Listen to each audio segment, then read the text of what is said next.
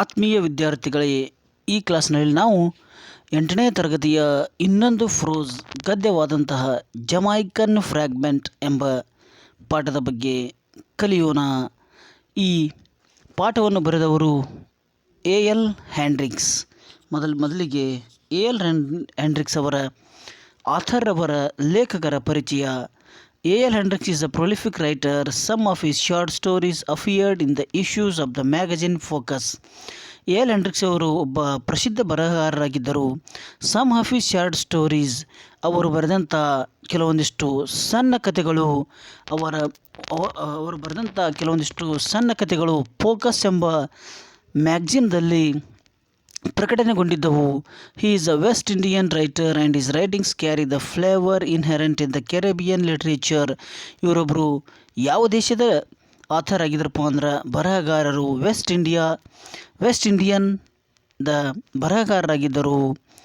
The story Jamaican Fragment brings out the prejudice that almost every person suffers from when it comes to the denominational issues like color, caste and class. ಈ Jamaican fragment ಪಾಠವು ಏನು ಹೇಳುತ್ತದೆಪ್ಪ ಅಂದ್ರೆ, ಅವರ ದೇಶದಲ್ಲಿ ಇರತಕ್ಕಂಥ West Indies ದೇಶದಲ್ಲಿರುವ ಜನಾಂಗೀಯ ಭೇದ, ಜಾತಿ, ಧರ್ಮ, ಮತ, ಬಣ್ಣ ಇವುಗಳ ಬಗ್ಗೆ ಇದು ತಿಳಿಸುತ್ತದೆ. First para, everyday I walk. ಈ ಪಾಠವನ್ನು ಎ.ಎಲ್. ಹ್ಯಾಂಡ್ರಿಕ್ಸ್ ಅವರು ತಮ್ಮ ಸಂಭಾಷಣೆಯಲ್ಲಿಯೇ ಹೇಳುತ್ತಾರೆ. ಫಸ್ಟ್ ಪ್ಯಾರಾ,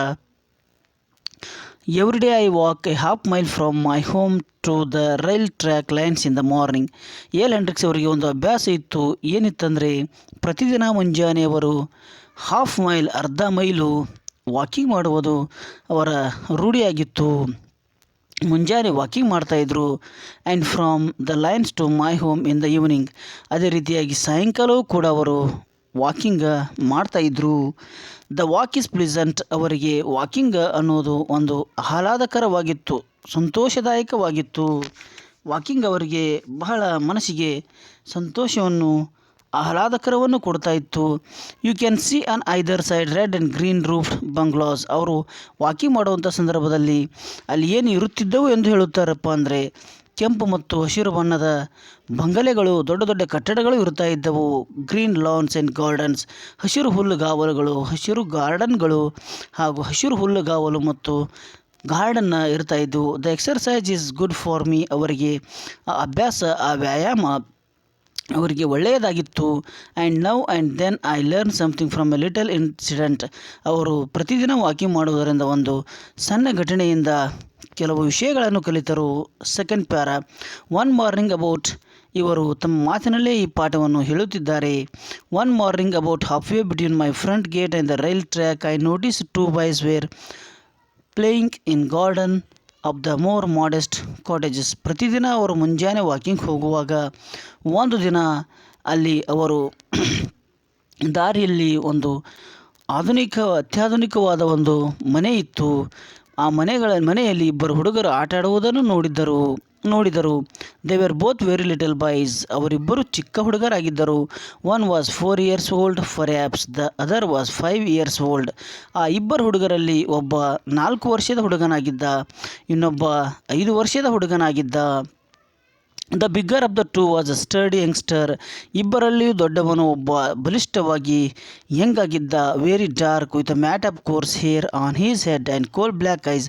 ಆ ಇಬ್ಬರು ಹುಡುಗರಲ್ಲಿ ಒಬ್ಬ ಹುಡುಗ ಹೇಗಿದ್ದಪ್ಪ ಅಂದ್ರೆ, ದಪ್ಪನಾಗಿದ್ದ, ಬಲಿಷ್ಠನಾಗಿದ್ದ. ಅವನ ಕೂದಲುಗಳು ಒರಟಾಗಿದ್ದವು ಮತ್ತು ಅವನ ಕಣ್ಣುಗಳು ಕಲ್ಲಿದ್ದಲು ಬಣ್ಣದ ಕಣ್ಣುಗಳಾಗಿದ್ದವು. He was definitely a little Jamaican. ಈ ಲೇಖಕರು ತಿಳಿದುಕೊಂಡರು ಇವನು ಒಬ್ಬ ಚಿಕ್ಕ ಜಮೈಕನ್ ಅಂತ ತಿಳಿದುಕೊಂಡರು. The other little fellow was smaller but also sturdy. ಅದರೊಳಗೆ ಒಬ್ಬ 4 ವರ್ಷದವನು, ಒಬ್ಬ 5 ವರ್ಷದವರು ಇದ್ದರು. ಆ 4 ವರ್ಷದ ಹುಡುಗ ಚಿಕ್ಕವನಾಗಿದ್ದ ಮತ್ತು ಅವನು ಬಲಿಷ್ಠವಾಗಿದ್ದ. He was white with hazel eyes and light brown hair. ಅವನು ಚಿಕ್ಕ ಹುಡುಗ ಹೇಗಿದ್ದಪ್ಪ ಅಂದರೆ, 4 ವರ್ಷದ ಹುಡುಗ ಅಂದರೆ ವೈಟ್ ಇದ್ದ, ಬೆಳ್ಳಗಿದ್ದ ಮತ್ತು ಅವನ ಕಣ್ಣುಗಳು ಹೇಗಿದ್ದವು ಎಂದರೆ ಕಂದು ಬಣ್ಣದ ಕಣ್ಣುಗಳು ಇದ್ದವು. Both were dressed in blue shirts and khaki pants. ಇಬ್ಬರೂ ಏನಪ್ಪ ಅಂದ್ರೆ ನೀಲಿ ಶರ್ಟ್ ಮತ್ತು ಕಾಕಿ ಪ್ಯಾಂಟ್ಗಳನ್ನು ಧರಿಸಿದ್ದರು. They wore no shoes and their feet were muddy. ಅವರು ಕಾಲಿನಲ್ಲಿ ಶೂಸ್ ಹಾಕೊಂಡಿದ್ದಿಲ್ಲ ಮತ್ತು ಅವರ ಪಾದಗಳು ಕೆಸರಿನಿಂದ ಕೂಡಿದ್ದವು. They were not conscious of my standing there watching them. ಅವರು ನಾನು ಅಲ್ಲಿ ನಿಂತಿರುವುದನ್ನು, ನಾನು ಅವರನ್ನು ನೋಡುತ್ತಿದ್ದೇನೆ ಎಂಬುದು ಅವರಿಗೆ ತಿಳಿದಿರಲಿಲ್ಲ.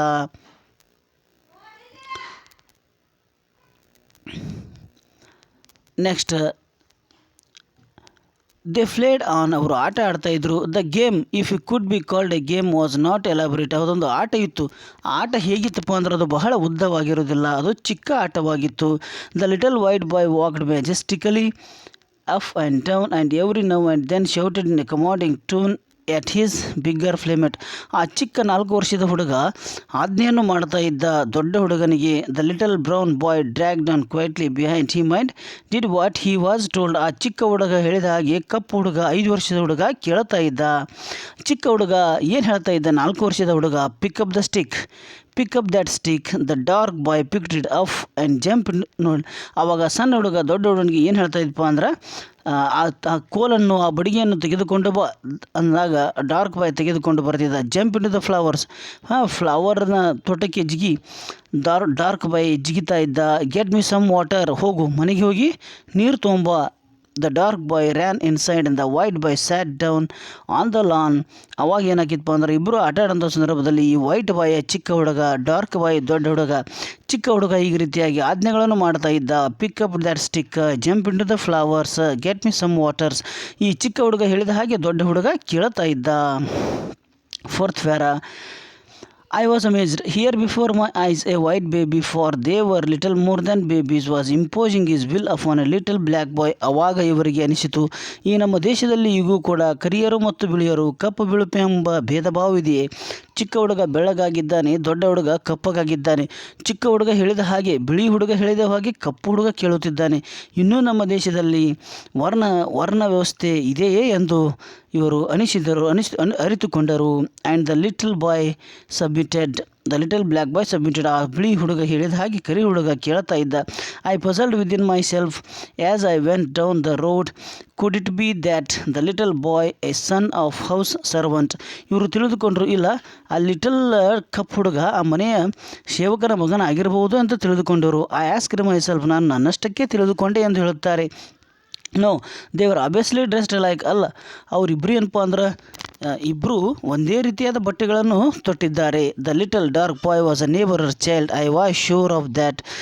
Then how was it that he obeyed so faithfully the white boy's orders. ಹಾಗಾದರೆ ಅವರು ಅಣ್ಣ ತಮ್ಮಂದರು ಆಗಿರದಿದ್ದರೆ ಅವನು ಒಬ್ಬ ಸೇವಕನ ಮಗನಾಗಿ, ಮನೆಯ ಸೇವಕನ ಮಗನಾಗಿ ಇರಬಹುದು. ಆದ್ದರಿಂದಲೇ ಅವನು ಎಲ್ಲ ಬಿಳಿ ಹುಡುಗನ ಆಜ್ಞೆಗಳನ್ನು ಪಾಲಿಸುತ್ತಿದ್ದಾನೆ ಎಂದು ಅಂದುಕೊಂಡರು. 5ನೇ para. Was it that even as a baby he sense that in his own country he would be at the white man's beck and call. ಈ ನಮ್ಮ ದೇಶದಲ್ಲಿ ಏನಪ್ಪ ಅಂದ್ರೆ ಕರಿಯರು ಮತ್ತು ಬಿಳಿಯರು ಎಂಬ ಸಮಸ್ಯೆ ಇನ್ನೂ ಇದೆ. ಈ ಬಿಳಿ ಜನಾಂಗದವರ ಆಳುಗಳಾಗಿ, ಗುಲಾಮರಾಗಿ ಕಪ್ಪು ಮನುಷ್ಯರು ದುಡಿಯುತ್ತಿದ್ದಾರೆ ಎಂದುಕೊಂಡರು. Could he make a difference between himself and the white boy, and could he think that he was going to boss over the black man? I could find no answer. ಇದಕ್ಕೆ ನನಗೆ ಉತ್ತರವೇ ತಿಳಿಯಲಿಲ್ಲ. I could not bring myself to believe such a thing, and with my own eyes I had seen a little dark boy take orders from a little white boy. Obviously social equal. ಇಲ್ಲಿ ಸಾಮಾಜಿಕ ಸಮಾನತೆ ಇದೆ. ಸಾಮಾಜಿಕ ಸಮಾನತೆಗೆ ಆಧುನಿಕ ಕಾಲವಿದೆ. ಇದ್ದರೂ ಕೂಡ ಬಿಳಿ ಹುಡುಗ ಕಪ್ಪು ಹುಡುಗನಿಗೆ ಆಜ್ಞೆಯನ್ನು ಮಾಡುತ್ತಿದ್ದಾನೆ, ಗುಲಾಮನಂತೆ ನಡೆಸಿಕೊಳ್ಳುತ್ತಾ ಇದ್ದಾನೆ. ಇಲ್ಲೂ ವರ್ಣ ವ್ಯವಸ್ಥೆ ಇನ್ನೂ ಇದೆ ಎಂದು ನಾನು ಅಂದುಕೊಂಡೆ ಎಂದು ಲೇಖಕರು ಹೇಳುತ್ತಾರೆ. So inferior that even in our infancy we realised our deficiency and accepted a position as the white man servant. ನಾವು ಕೂಡ ನಮ್ಮ ಚಿಕ್ಕ ವಯಸ್ಸಿನಲ್ಲಿ ಹೀಗೆ ಆಟ ಆಡ್ತಾ ಇದ್ದೀವಿ ಎಂದು ಎಲ್ ಹೆಂಡ್ರಿಕ್ಸ್ ಅವರು ನೆನಪಿಸಿಕೊಂಡರು. 6th para. For a whole day I went on asking these question to myself. For a whole day my faith in my people was shaken. ಅವರು ಪ್ರತಿದಿನವೂ ಏನಪ್ಪ ಅಂದ್ರೆ ತಮ್ಮಷ್ಟಕ್ಕೆ ತಾವು ಈ ಪ್ರಶ್ನೆಯನ್ನು ತಮ್ಮ ಮನಸ್ಸಿನಲ್ಲಿ ಕೇಳಿಕೊಂಡರು. ಇಲ್ಲ, ನನ್ನ ಜನ ಈಗಲೂ ಈ ವರ್ಣ ಸಮಸ್ಯೆಯನ್ನು ಎದುರಿಸುತ್ತಿದೆಯೇ ಎಂದು ತಿಳಿದುಕೊಂಡರು. when I passed by the afternoon, the little boys were not there. That evening I thought deeply on the subject. ನಾನು ಮತ್ತೆ ವಾಕಿಂಗ್ನಿಂದ ಮರಳಿ ಬರುವಾಗ ಹುಡುಗರಲ್ಲಿ ಆಡುತ್ತಿರಲಿಲ್ಲ. Next para. The next morning the boys were there again and a man was standing at the gate watching them. ಮರುದಿನ ಮುಂಜಾನೆ ನಾನು walking ಬಂದಾಗ ಮತ್ತೆ ಹುಡುಗರು ಅಲ್ಲಿ ಆಟ ಆಡುತ್ತಾ ಇದ್ದರು. ಅಲ್ಲಿ ಒಬ್ಬ ಗೇಟ್ಗೆ ಒಬ್ಬ ವ್ಯಕ್ತಿ ನಿಂತಿದ್ದ. ಅವರನ್ನು ನೋಡುತ್ತಾ ನಿಂತಿದ್ದ. I stopped and looked. ನಾನು ನಿಂತುಕೊಂಡೆ ಮತ್ತು ಅವರನ್ನು ನೋಡಿದೆ. Just to see what the white boy was making his little servant do.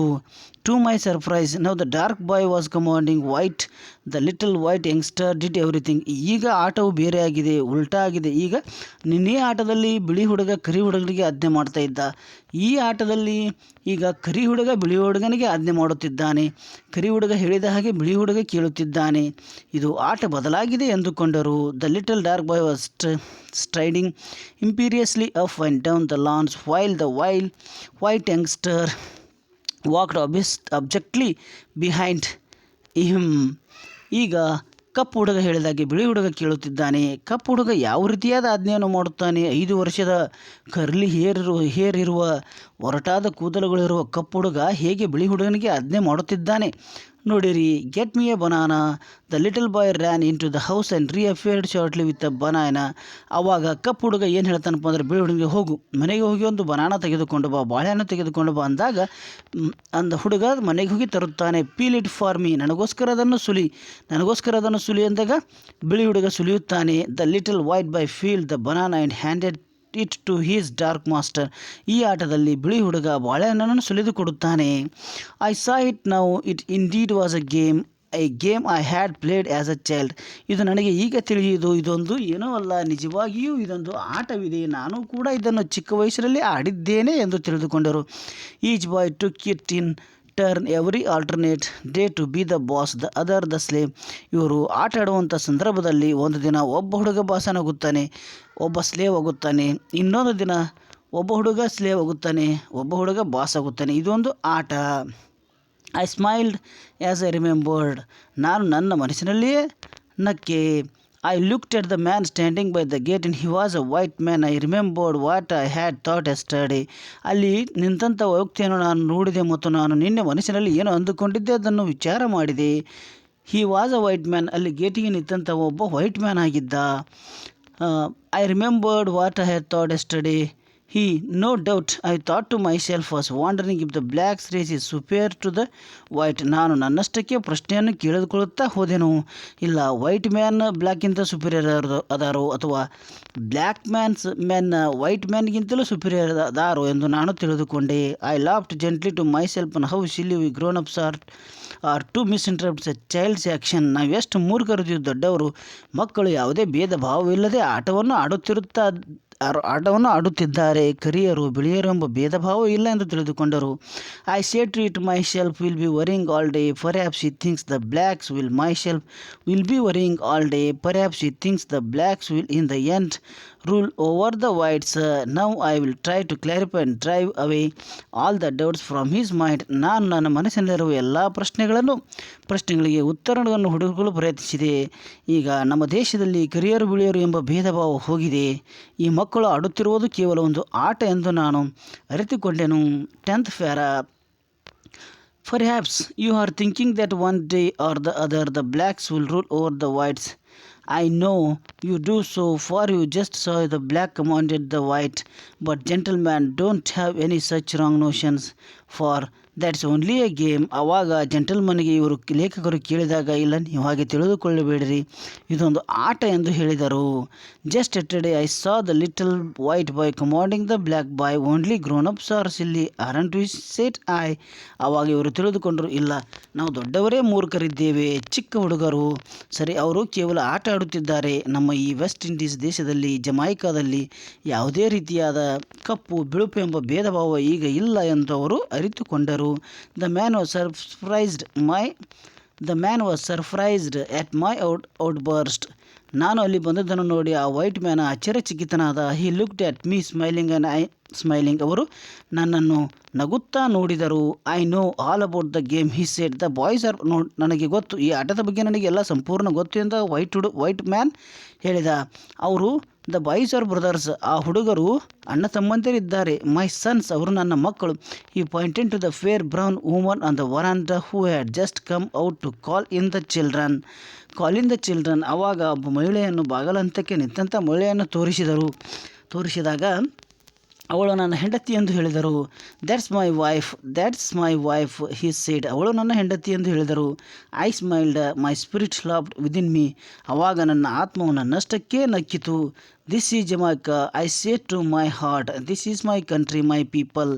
ಇದು ನನ್ನ ದೇಶ, ಇವರು ನನ್ನ ಜನ ಎಂದು ಅವರು ತಿಳಿದುಕೊಂಡರು.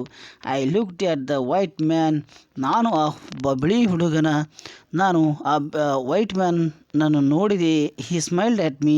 ಆವಾಗ ಹೇಳಿದರು, ನೀವೇನು ತಿಳಿದುಕೊಳ್ಳಬೇಡ್ರಿ, ನಮ್ಮ ದೇಶದಲ್ಲಿ ಈಗ ಜಾತಿ ಮತ ಭೇದ ಭಾವ, ಕರಿಯರು ಬಿಳಿಯರು ಜನಾಂಗ ಎಲ್ಲ ಹೋಗಿದೆ. ಇಲ್ಲಿ ಎಲ್ಲರೂ ಸಮಾನರು. All are equal in this nation ಎಂದು ಹೇಳಿದರು. ಇದೊಂದು ಕೇವಲ ಆಟ, ನೀವೇನು ಚಿಂತೆ ಮಾಡಬೇಡ್ರಿ, ಹೋಗ್ರಿ ಮನೆಗೆ ಎಂದು ಹೇಳಿದರು. I looked at the white man. He smiled at me. We will miss the train if we don't hurry, he said. ಆಯಿತು, ನನಗೆ ಈ ಆಟದ ಬಗ್ಗೆ ಕ್ಲಾರಿಫೈ ಆಯಿತು. ನನ್ನ ಮನಸ್ಸಿಗೆ ಶಾಂತಿ ಸಿಕ್ಕಿತು. ನಾನು ತಿಳಿದುಕೊಂಡಿದ್ದು ಇದು ಅಲ್ಲ ಎಂದು. ನಾನು ಈಗ ಟ್ರೈನನ್ನು ಮಿಸ್ ಮಾಡಿಕೊಳ್ಳುತ್ತೇನೆ ಎಂದು ಎಲ್ ಹೆಂಡ್ರಿಕ್ಸ್ ಕವಿಯವರಲ್ಲಿಂದ ಹೊರಟು ಹೋದರು. ಇದು ಜಮೈಕನ್ ಫ್ರ್ಯಾಗ್ಮೆಂಟ್ ಪಾಠದ ಸಾರಾಂಶ. ವಿದ್ಯಾರ್ಥಿಗಳೇ, ನಾನು ಮುಂದಿನ ಕ್ಲಾಸ್ನಲ್ಲಿ ಜಮೈಕನ್ ಪಾಠದ ಎಲ್ಲ ಪ್ರಶ್ನೋತ್ತರಗಳನ್ನು ಬಿಡಿಸುತ್ತೇನೆ. ಈ ಪಾಠವನ್ನು ಆಲಿಸಿದ್ದಕ್ಕಾಗಿ ನಿಮಗೆ ಧನ್ಯವಾದಗಳು.